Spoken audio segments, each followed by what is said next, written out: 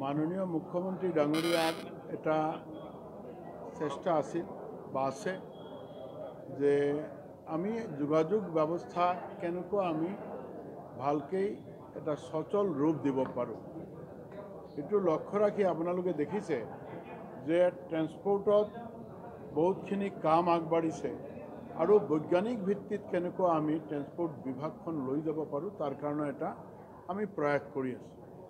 Transport বিভাগে আজিৰ দিনত প্ৰায় 50 এপছ আমি লঞ্চ কৰিছোঁ, প্ৰায় পেপাৰলেছ হ'বলৈ গৈ আছে।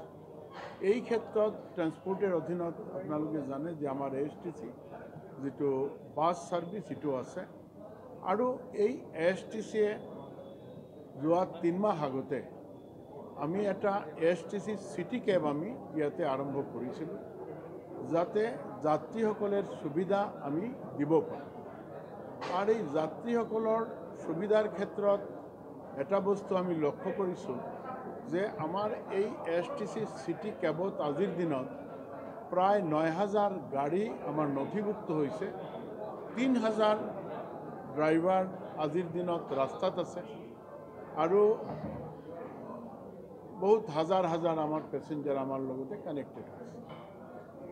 আমাৰ এটাই উদ্দেশ্য আছিল ASTC চিটি কেবৰ জৰিয়তে যাতে যিসকল যোগাযোগ ব্যৱস্থাত যিসকল আমি পেছেঞ্জাৰ বা যাত্ৰীসকল আগতে আমি দেখিছোঁ বিভিন্ন এপছ আছিল আৰু আমাৰ ড্ৰাইভাৰসকল বা পেছেঞ্জাৰসকলে এই এপছবিলাক ব্যৱহাৰ কৰি বহুত অসুবিধাৰ সন্মুখীন হৈছিল।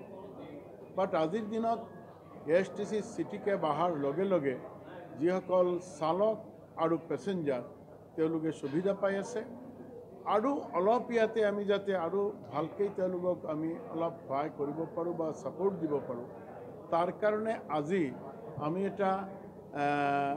এটা এপছ আমি আজি লঞ্চ কৰা হৈছে যাৰ জৰিয়তে আমাৰ যিসকল পেছেঞ্জাৰ তেওঁলোকে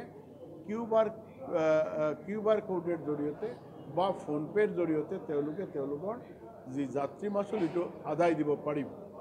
আৰ এই ব্যবস্থাটো আমাৰ ASTC সিটি বাসতো থাকিব আৰু আমাৰ ASTC সিটি কেবতো থাকিব।